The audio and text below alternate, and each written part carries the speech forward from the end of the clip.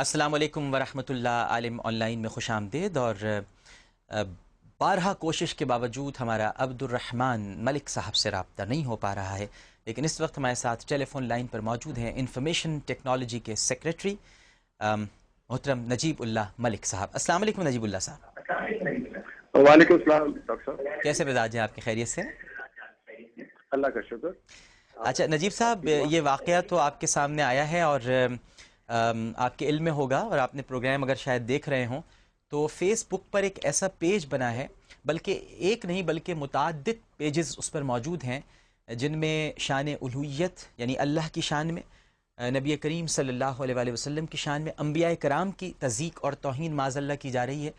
تو ہماری حکومت کی طرف سے یا ماشاءاللہ آپ کا جو ڈپارٹمنٹ ہے، انہوں نے کوئی ان سائٹس کو بلاک کرنے کا کچھ انتظام اور اہتمام کیا ہے؟ جی، میں نے ابھی آپ کے پروگرام سے پہلے جب مجھے پتہ چلا تو میں نے اپنے محکمے میں کہہ دیا کہ اس کو فوراً بلاک کریں۔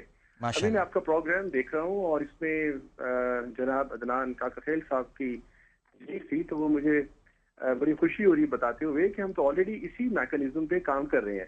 میرے محکمے میں، انفارمیشن ٹیکنالوجی کے محکمے میں ایک کمیٹی ہے، جو بھی کوئی ہمیں انفارم کرتا ہے ہم اسٹریٹ اوے اس کے ویب کو بلاک کر دیتے ہیں جو آبجیکشنیبل میٹیریل کو ایک لحاظ سے پروپیگیٹ کر رہا ہوتا ہے۔ یہ ہمارا دینی، مذہبی اور اخلاقی اور سرکاری فرض ہے۔ جزاک اللہ، جزاک اللہ، جی جزاک اللہ، جزاک اللہ نجیب اللہ صاحب، بہت آپ کا شکریہ، اور یہ بہت آپ نے خوبصورت بات کہی ہے، اور مجھے تو اتنی خوشی ہو رہی ہے کہ آپ نے فوراً ہی کہا کہ میں نے احکامات جاری کر دیے ہیں اس پیج کو بلاک کرنے کے لیے۔ اللہ تعالیٰ آپ پر اپنا کرم فرمائے، اور اس کا اجر آپ کو ضرور ملے گا نجیب اللہ صاحب۔ بہت مہربانی، بہت شکریہ، بڑی مہربانی۔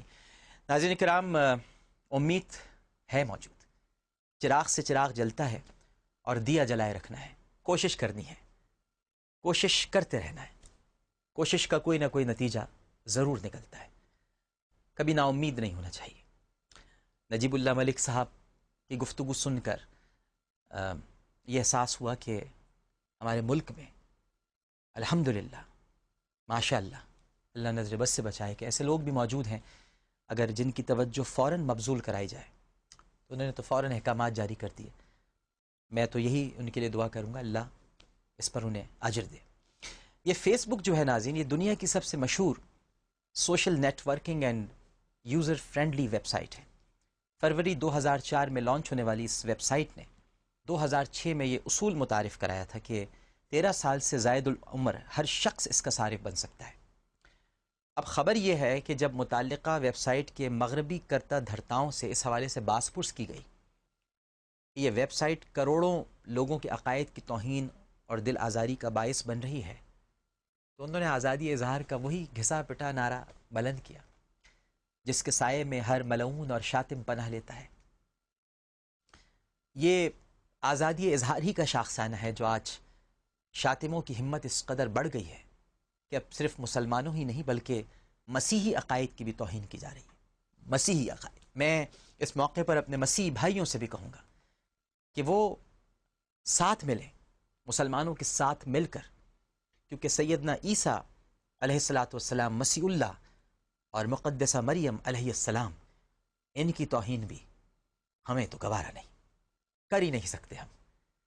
تو آپ ہمارے ساتھ اس احتجاج میں شامل ہوں۔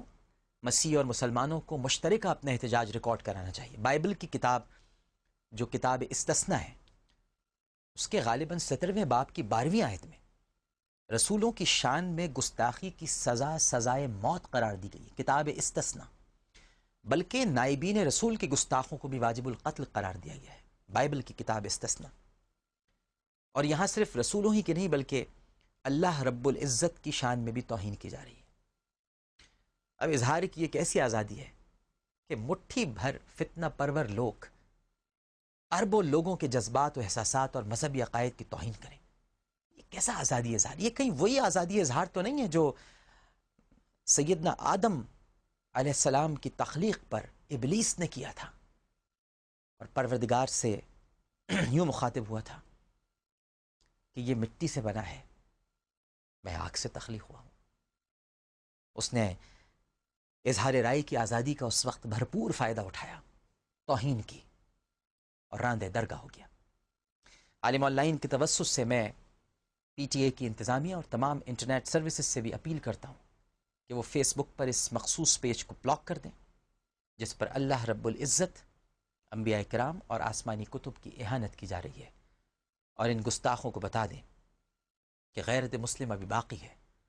اگر آج بھی ہم نے دینی حمیت کا مظاہرہ نہ کیا تو باطل کو یہ کہنے کا موقع ملے گا کہ بجھی عشق کی آگ اندھیر ہے، مسلمان نہیں راکھ کا ڈھیر ہے۔